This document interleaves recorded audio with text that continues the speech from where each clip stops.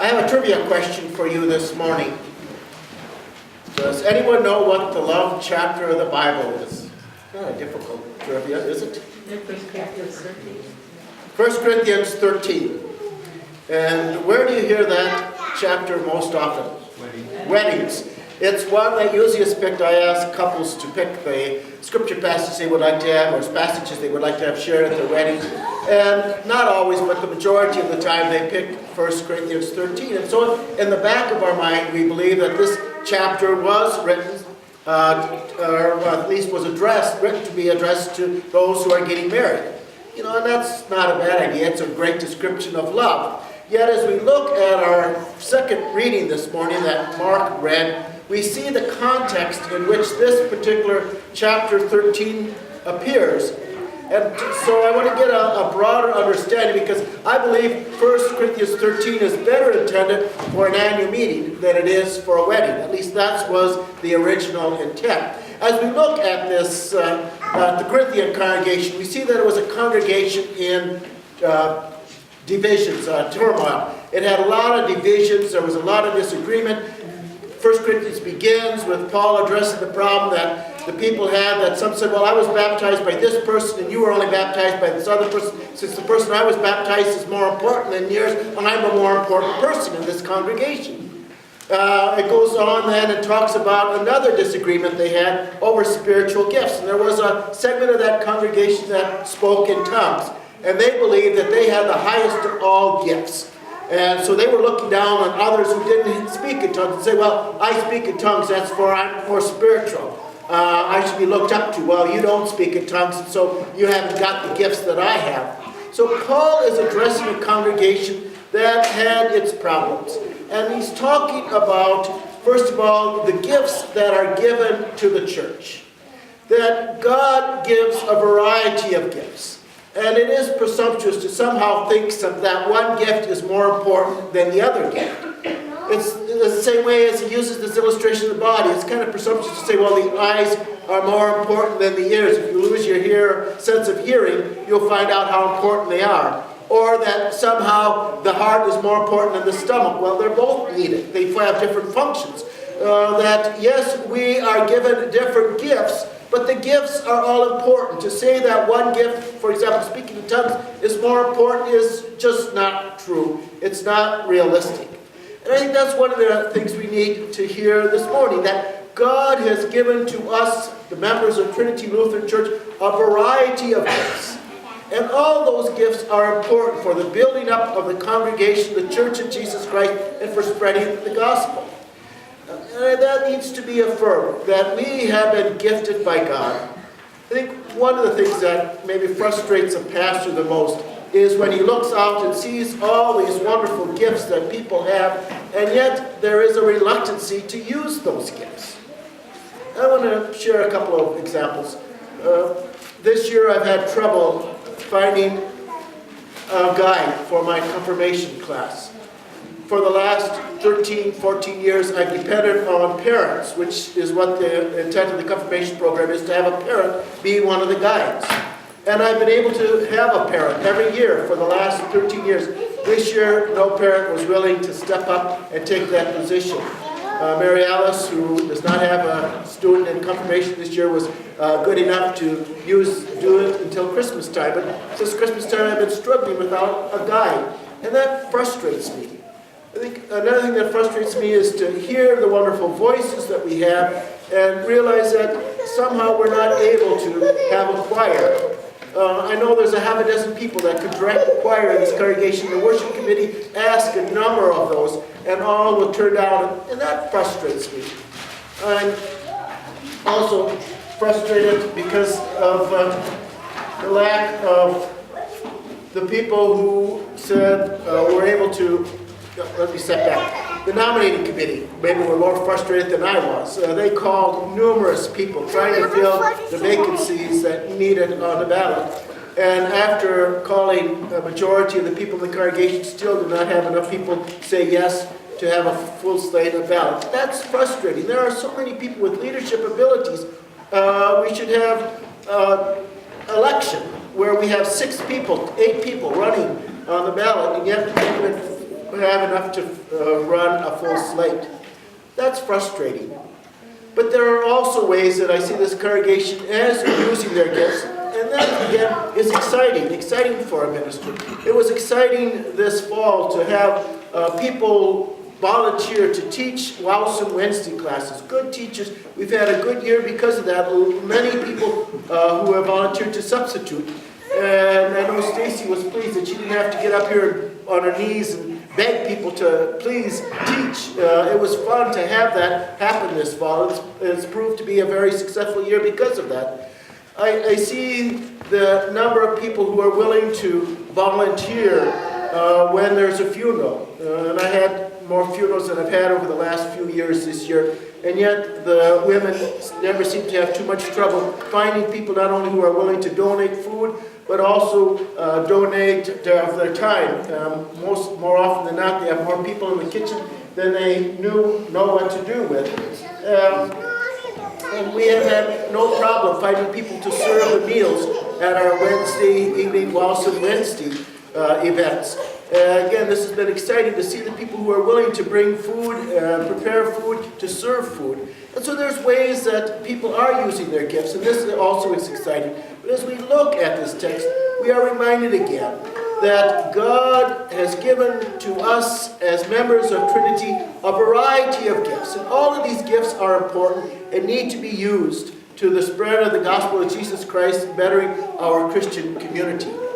I think the second point that comes out of this lesson is that the way our gifts are to be used is that in love to others. And this is the context of 1 Corinthians 13, that God has given to us gifts, wonderful gifts.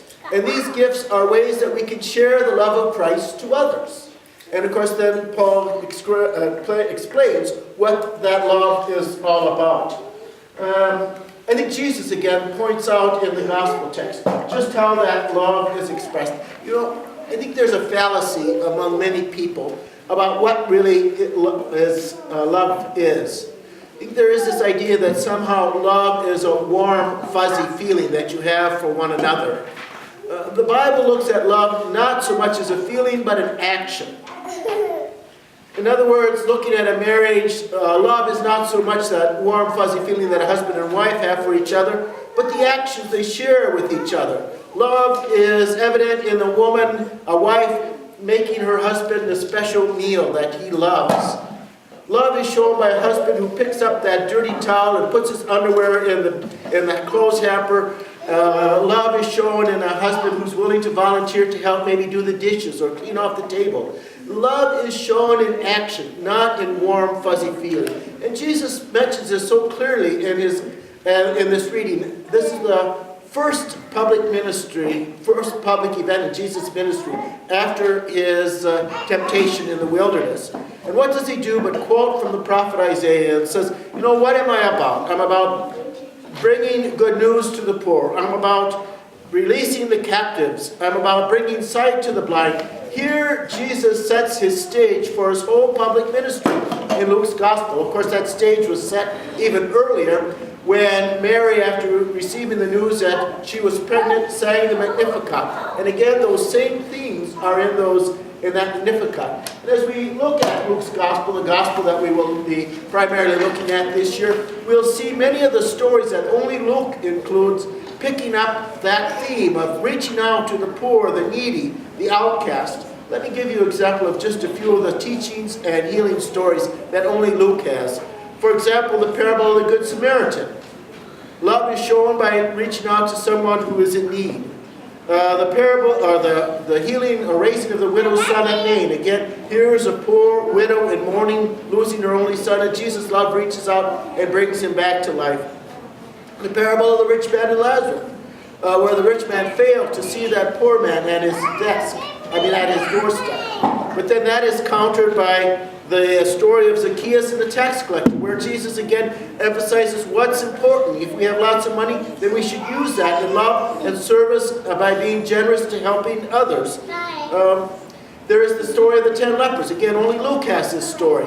And where the Samaritan leper returns, giving thanks and praise to God. Again, an example of how do we show our love? By praising God through our actions. And finally, Luke ends with Jesus' last words on the cross to the repentant thief, saying, "Today you will be with me in paradise." In Jesus' action towards those who were in need, to the poor, the hungry, the outcast, those who are mourning, the foreigners. And again, it gives us an example that that's how we are to act in the church, that God has given us gifts so that we can share them in love and service to others. Trinity has a mission statement. And it's a statement that needs always to be reviewed at the annual meeting. Sometimes it's ignored, even though it appears every Sunday in the bulletin. I don't know when you adopted this. It was long before I came. But I think it's a good mission statement that we should look at periodically. It says our goal is to unite all people in the love and fellowship of Jesus Christ and to serve our growing community. I think the mission picks up what Paul is talking about in 1 Corinthians, that God has gifted us so that we can love and serve others, that we can share that love of Jesus Christ to all people, not just to our own. I like that, that we are to share the love and fellowship not just to our members, but to all people, and to reach out to our growing community. It pushes us beyond our walls. One of the things that I see that's happened in many churches today is that they're dying. And there's an interesting phenomenon that happens when a church begins to struggle. They begin to look inwardly rather than outwardly. All of a sudden they realize that maybe they don't have enough members anymore to pay all the bills, and they become more concerned about paying for the electricity and for the pastor's salary and for heating, and stops looking out and sending money to benevolence and reaching out to mission. And of course, the more, and this is a kind of an inward spiral, because the more they begin to look inwardly, the less attractive they are to other people, especially young people who are concerned about mission. And so the less people they attract, and the more people leave to go to a church that's more exciting, and the more they become more concerned about keeping their doors open. And so this lack of outreach, the lack of looking beyond their doors, beyond their walls, really is the first step in putting a nail in the coffin. This is not happening at Trinity, and I'm so thankful for that Trinity has been a church that has looked beyond their walls, that have been concerned about mission. I think at an annual meeting, it is time again to look at the ways that we have reached out with the gospel of Jesus Christ, that we have been of love and service to our community, as we have shared the gospel and used our talents to reach out to others. But I think an annual meeting also gives an opportunity to say, are there other ways we can reach out? Are there other ways that we can reach out to our community that we haven't thought about before? To begin to think outside the box and say, there are ways that different gifts that God has given us. What are some new ways that we can use those gifts and ability? This is a wonderful text, a text that is very meaningful. It reminds us again how important the gifts are that God has given to the church. And each of us, every one of us, have been given those wonderful gifts that we are to use in ministry, to living out our motto, to sharing the gospel of Jesus Christ in word and deed to others. And when we do so, we truly are spreading the love of Christ, the love that Christ gives to us, to those who are in our community, in our nation, and in our world. Amen.